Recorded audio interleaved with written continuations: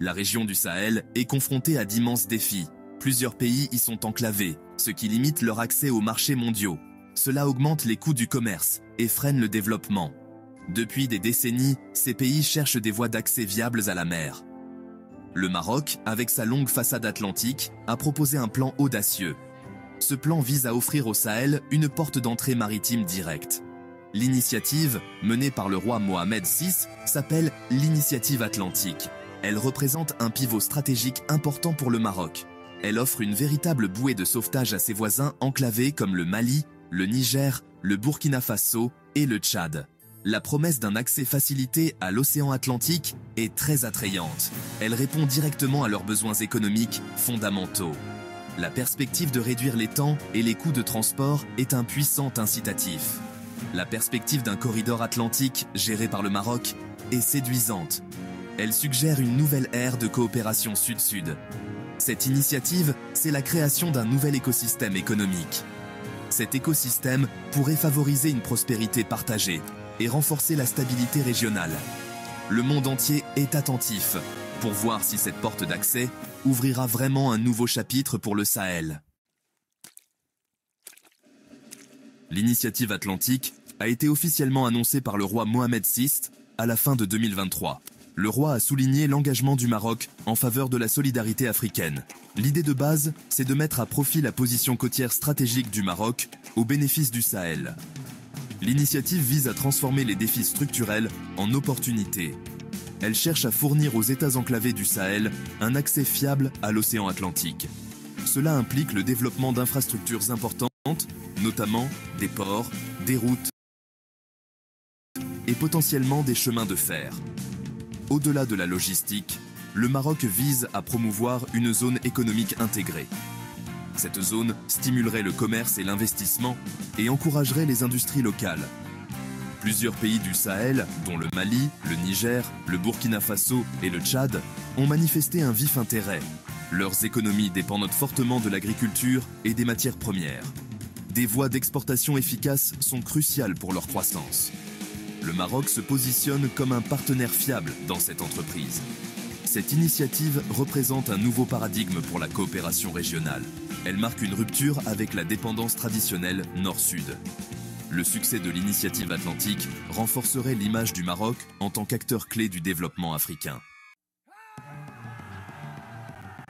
Les avantages économiques pour les pays du Sahel sont potentiellement transformateurs. L'accès direct à l'océan Atlantique réduit considérablement les coûts de transport. Actuellement, les marchandises en provenance et à destination du Sahel empruntent souvent des itinéraires longs et difficiles. L'initiative marocaine promet une voie plus directe et efficace. Cette efficacité se traduit directement par des prix plus bas pour les biens importés et des revenus plus élevés pour les produits exportés.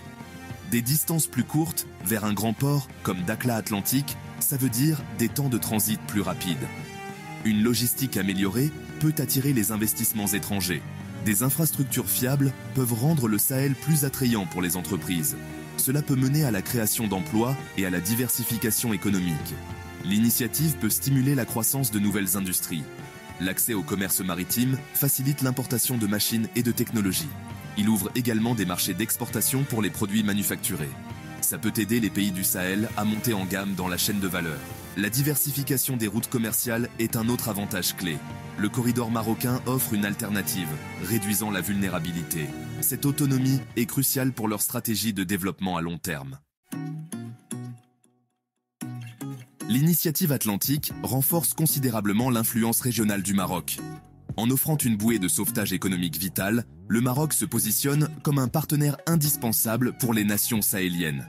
Cela s'appuie sur des décennies d'engagement marocain en Afrique. L'initiative consolide le rôle du Maroc en tant qu'interlocuteur clé. Le pouvoir d'influence du Maroc est également amplifié par ce projet. Le royaume cultive depuis longtemps des liens culturels et religieux avec les pays d'Afrique de l'Ouest. L'initiative atlantique ajoute une dimension économique de poids à ce pouvoir d'influence. Elle présente le Maroc comme un fournisseur de solutions et un catalyseur de développement. Ce discours trouve un écho favorable sur tout le continent. L'initiative permet au Maroc de se projeter comme un leader de la coopération sud-sud.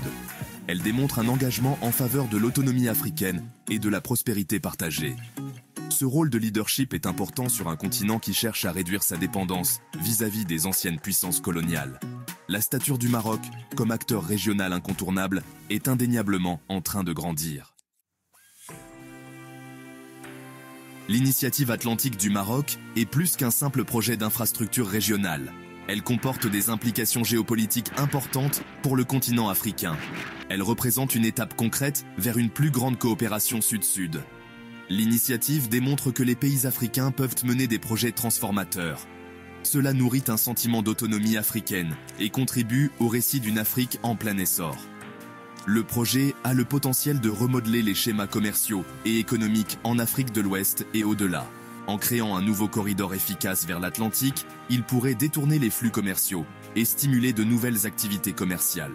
Ce changement pourrait favoriser une plus grande intégration économique au sein de l'Afrique. L'initiative a également un impact sur les relations de l'Afrique avec le reste du monde. Un Sahel plus intégré et économiquement dynamique, relié grâce au Maroc, pourrait devenir un partenaire plus séduisant pour les investisseurs mondiaux. Cela pourrait également réduire la vulnérabilité de la région aux chocs externes et à l'exploitation. Le succès de l'initiative atlantique du Maroc pourrait servir de modèle à d'autres régions d'Afrique. Il souligne l'importance d'un leadership visionnaire et d'investissements stratégiques dans les infrastructures. Plus largement, le changement géopolitique, c'est une Afrique qui prend davantage en main sa trajectoire